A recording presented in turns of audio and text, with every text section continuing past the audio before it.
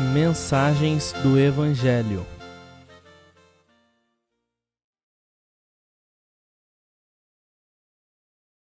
O sacerdócio de todos os crentes. O significado da palavra sacerdote é aquele que faz a oferta. Hebreus capítulo 5, verso 1, capítulo 8, verso 3, 1 Pedro capítulo 2, verso 5. Um sacerdote é alguém que tem o privilégio de entrar na presença de Deus em lugar do povo. No cristianismo, o sacerdote exerce seu sacerdócio ao oferecer os sacrifícios de louvor a Deus e ao apresentar as petições a Deus em oração. Hebreus capítulo 13, verso 15, 1 João capítulo 5, verso 14 ao 15.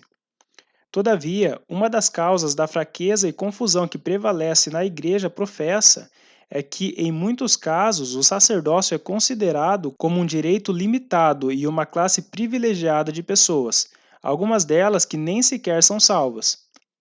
A verdade é que todos os cristãos são sacerdotes. É isto que as Escrituras ensinam. O livro de Apocalipse declara que os cristãos são feitos sacerdotes para Deus, por meio da fé na obra consumada de Cristo na cruz. Apocalipse, capítulo 1, verso 6, capítulo 5, verso 10. A Epístola de Pedro confirma isto, dizendo que vós também, como pedras vivas, sois edificados casa espiritual e sacerdócio santo, para oferecer sacrifícios espirituais e agradáveis a Deus por Jesus Cristo. 1 Pedro, capítulo 2, verso 5 e verso 9. Além disso, a Epístola aos Hebreus exorta todos os cristãos a se aproximarem de Deus além do véu, entrando no santuário ou Santo dos Santos. Hebreus capítulo 10, verso 19 ao 22, capítulo 13, verso 15 ao 16. O fato de dizer que o Senhor é o grande sacerdote ou sumo sacerdote implica que existe um grupo de sacerdotes que está abaixo dele. Ele não presidiria como grande ou sumo sacerdote se não existissem sacerdotes sob ele.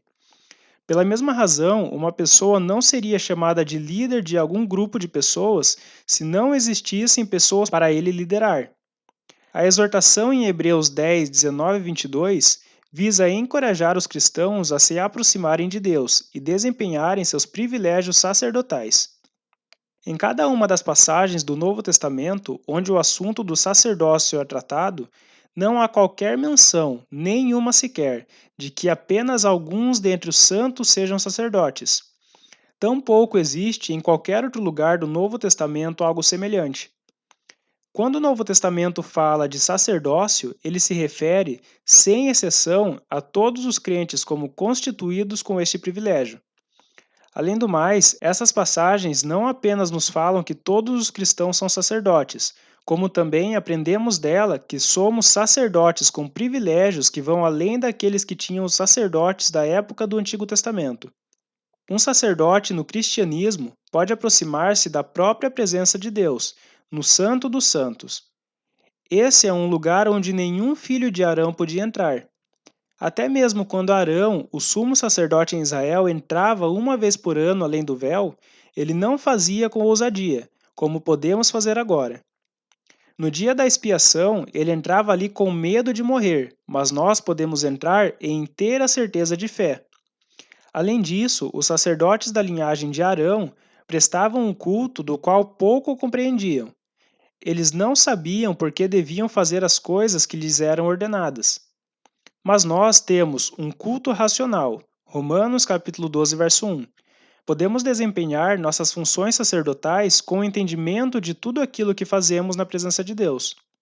Portanto, considerando que as Escrituras ensinam que todos os cristãos são sacerdotes e que todos nós temos igual privilégio de desempenhar nosso sacerdócio na presença de Deus, fica claro que não existe a necessidade de um clérigo para fazer isso pelos demais. Nas reuniões de adoração e oração, quando os cristãos exercitam seu sacerdócio, tudo o que precisamos é esperar no Espírito de Deus para que ele dirija as orações e os louvores dos santos.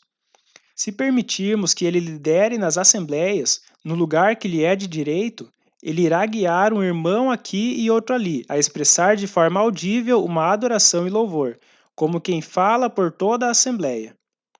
Evidentemente, entendemos que não somente desempenhamos nosso sacerdócio nas ocasiões em que estamos congregados em uma assembleia. A qualquer momento, um cristão pode entrar na própria presença de Deus em oração e adoração e desempenhar seu papel de sacerdote. Mas no contexto deste livro, estamos falando de cristãos reunidos em uma assembleia para adoração e ministério. Quando compreendemos a proximidade do relacionamento que todos os cristãos têm como parte do corpo e noiva de Cristo, podemos ver como a ideia de uma casta ministerial mais próxima de Deus do que as demais é totalmente incompatível com isso. Efésios capítulo 2, verso 13, capítulo 5, verso 25 ao 32.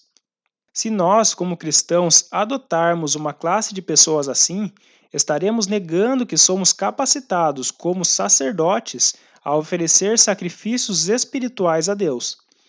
Na prática, isso destrói os privilégios do cristianismo e, em certo sentido, restaura o judaísmo, ou ao menos nos leva de volta para aquele nível. Enquanto algumas poucas denominações chegam ao ponto de possuírem um clérigo com o título de sacerdote, dando a entender que os demais naquela denominação não o são, a maioria das igrejas chamadas evangélicas denomina seu clérigo de pastor ou ministro. Isso faz pouca diferença, pois uma posição assim na igreja não está de acordo com a verdade das Escrituras.